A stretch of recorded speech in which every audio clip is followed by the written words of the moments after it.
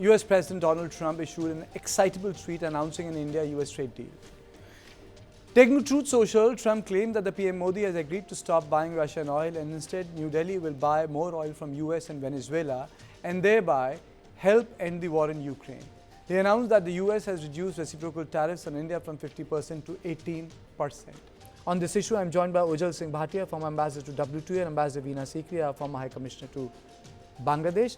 Let me straight away go to Mr. Bhatia. As far as the U.S.-India deal is concerned, of course, we still await more details, and I think matters will be much clearer once the joint statement is issued and once the government makes a statement in Parliament. But as things stand, I think a couple of things are clear.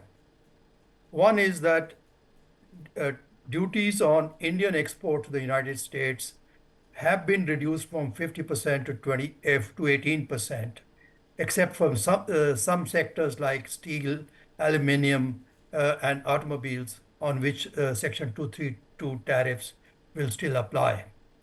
Now, this is going to benefit a large number of labor-intensive sectors and a number of MSMEs in various sectors like marine products, textiles and apparel, uh, uh, uh, engineering products, and so on.